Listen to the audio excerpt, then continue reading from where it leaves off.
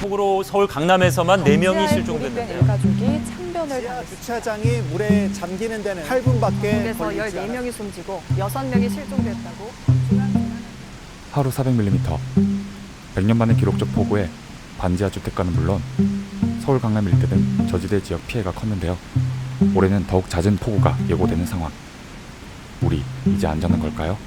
1Q60이 한 큐에 전하는 현장 다큐. 오늘 키워드는 반지하입니다. 선배는 김치 먹고는 있었죠. 현실은 영화보다 더 참혹했습니다. 갑자기 그냥 잤다 금방 빠져버렸어요. 3시간 10분도 안 돼서 빠져버렸어요. 저쪽이 높은 지대고 이쪽이 좀 낮은 거죠. 이게 여기가 지금 수로니까 차올로니까 위에 물이 못 내려가니까 역류가 돼가지고 차는 거야. 10대 딸과 함께 살았던 발달장애인 세 가족은 결국 빠져나오지 못했습니다. 언제쯤 설치됐어? 주택가에는 대부분 물막이판 설치가 끝난 상황. 하지만 시장이나 상가 등 아직 대비되지 않은 곳도 많았습니다. 안 해놓은 데가 많대요. 그냥 여기는 뭐 거의 없는 것 같은데. 저기 안에서는 한 병 정도만 찼대요. 지난 5월에서야 신청을 받기 시작한 건데요. 창고가 다 여기까지 찼었어. 창고는 지하예요? 예. 창밖 끝나고 공사할라? 더 큰 문제는 새로운 반지하 주택이 지금도 계속 지어지고 있다는 사실입니다. 지난 10년간 서울에서만 4만 가구 이상 반지하 주택이 신축됐다고 합니다. 지난해 서울 신림동 사고 현장에서 불과 200m도 채 떨어지지 않은 거리에 반지하 주택이 새로 지어진 모습도 확인할 수 있었는데요. 정부에서 1층을 지하를 못 짓게 하고 1층을 필로티 주차장으로 한다고 그러면 2층 올라오면 다음부터는 4m의 일조권이 접어 들어가야 되니까 건물이 계단식 건물이 돼버릴 거 아니냐. 용적률 바닥 면적이 올라가게끔 해준다든가 수익성이 나오는 거죠. 그러다 보니까 다 지금 반지하를 파는 거 아니냐고. 원래 건축법상 지하엔 사람이 살 수 없었습니다. 7, 80년대 수도권의 인구가 폭발적으로 몰리면서 기준이 완화되고 삭제돼 오늘날 반지하 주택이 자리 잡게 됐습니다.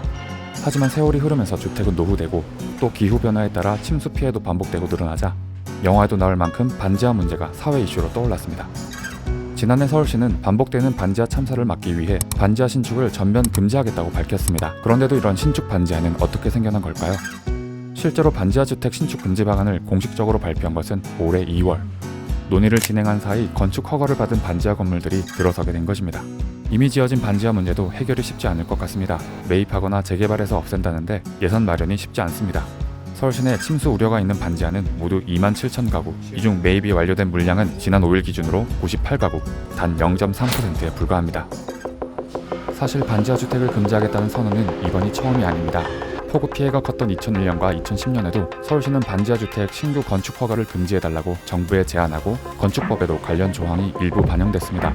경제적으로 취약한 계층이 자연재해로 더 큰 위협을 받는다는 사실이 입증되면서 쪽방촌, 고시원과 함께 반지하 주택은 국민 최저 주거 기준 미달 가구로 분류되기 시작했습니다. 그럼에도 불구하고 여전히 반지하를 지을 수 있는 구멍은 많습니다. 침수 위험성이 낮은 경우나 경사지에는 여전히 반지하를 지을 수 있거든요. 수심이 무릎 높이만 되어도 제대로 움직일 수 없고 노약자와 어린이는 발목 높이만 되어도 힘들다고 합니다. 바닥에 물이 조금이라도 차오른다면 즉시 대피할 것이 권장됩니다. 침수로 인한 인명피해는 분명 자연재해가 아니라 인재입니다. 같은 피해가 또다시 반복되는 일이 없도록 관심을 기울여야 할 때입니다.